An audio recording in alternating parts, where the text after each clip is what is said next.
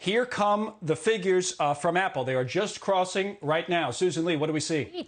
On the top and the bottom lines for Apple. In profit, the actual number, they made $2.55 in earnings per share. That came out ahead of estimates, which were looking for $2.26 in the quarter. Revenue sales also ahead of estimates as well. $58.3 billion in the first 3 months of this year. Analysts were looking for something closer to $54.54 billion.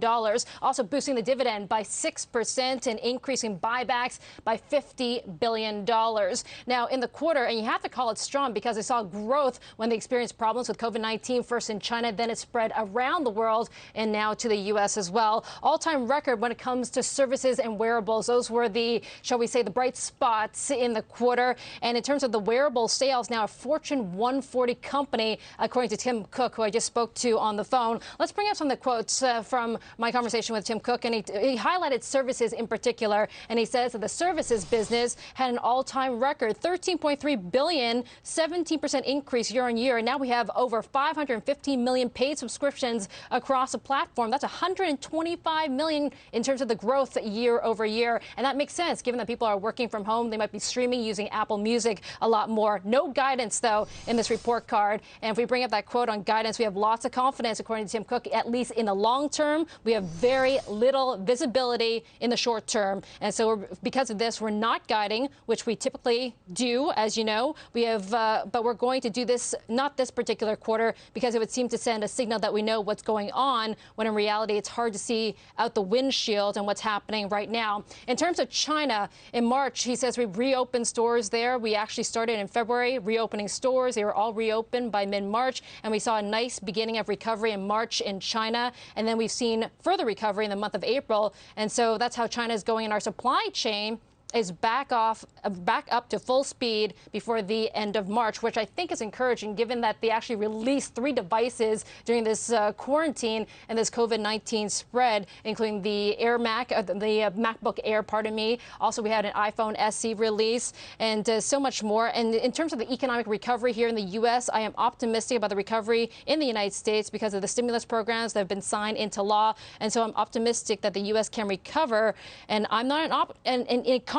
He is an optimist, and I'll be the first to admit it. But in terms of what he's seeing here in the U.S., he is optimistic. What about stores reopening? I think that's pretty much what's kind of, I guess, limited the device sales that they've seen in the first 3 months of the year. They've reopened South Korea just a few weeks ago, and they only have 1 store there. And then the next stores that will be open will be Australia, Austria. And so we get all our stores open in Australia, and we have 1 store in Vienna in Austria. And then we'll start off more in Europe, and then country by country, city by city. In the U.S., their current view is that they will have initial stores open somewhere around the middle part of May. But again, that's just a few. It has to ramp up from there, but only if it's safe to do so.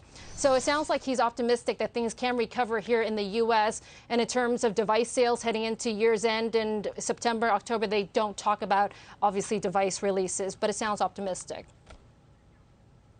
All right, really good insight from Susan Lee, who covers Apple for us, and that conversation she just had with Tim Cook. Thank you, Susan. We appreciate that. Melissa, take it away. Yeah, great reporting. All right, Gary B. Smith and Lance Ulanoff are back. Lance, it is almost annoying how good Tim Cook is. I mean, he just crushes it. And here, you know, they have so much China exposure. That was such a big concern. And he just absolutely crushed it. And talking about reopening those stores gives everyone hope. What are your thoughts on what we just heard? I mean, I want to cry. I'm so happy. I mean, yeah, it definitely did well. I mean, it's really an interesting story because year over year, you know, iPhone sales a little bit down, sales on the other hardware a little bit down. The big wins are in services and wearables. And of course, as you said, services, of course, we're going to be using a lot more services when we're stuck at home. You know, again, with just the way I was thinking with Amazon before, with Apple, there is a certain level of uncertainty now because, you know, yes, this quarter, they did well, and I never bet against Apple, but we really don't know what people's economic situation is going to be like over the next 6 months. And Apple, of course, is working on its next iPhone. But it did do something really interesting in the near term. We have the iPhone SE, right? The second generation iPhone SE, the $399 brand new iPhone that just released, which could not be better timing. So Apple may be setting itself up for a series of stronger quarters because of the way it's positioning things, even if, for example, the iPhone 12 or whatever we're calling it does slip because of supply chain issues. Yeah.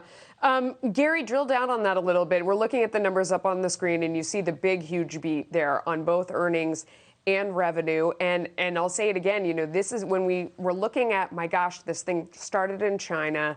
You saw everything that was going on. If there's one company that's going to get hit really hard, it's Apple, because they have so much exposure. And just look at the way he managed out of it.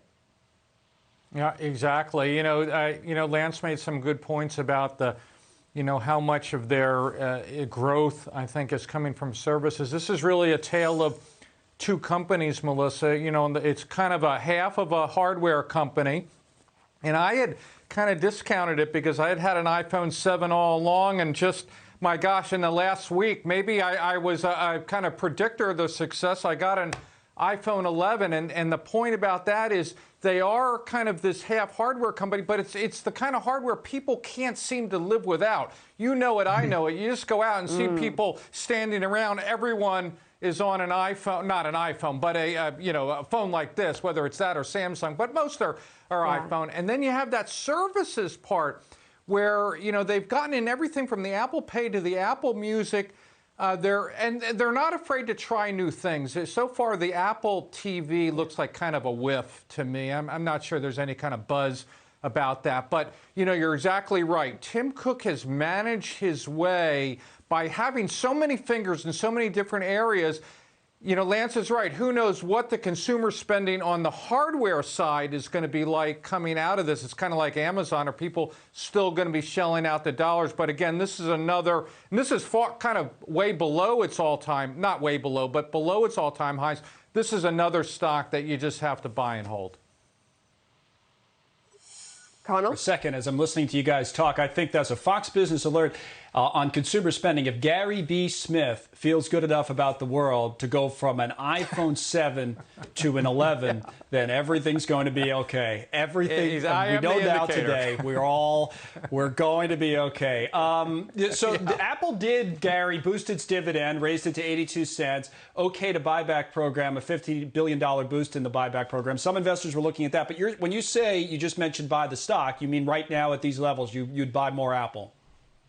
Yeah, absolutely. You know, the other point, you know, you talk about the buyback. This is very similar to Amazon. They also have so much cash on hand that it's like they can weather any storm. It's really, they're two really incredible companies. Lance, finish us off here on the future, because Apple, you know, and Tim, as Melissa said, Tim Cook he's upfront about it, he's honest. He says, hey, this is what we're doing now. I'm not really sure what the next quarter is going to look like. Longer term, pretty optimistic. American economy bounces back. But he didn't give us an outlook. Maybe that's why the stock's not necessarily off to the races after hours, up a little bit.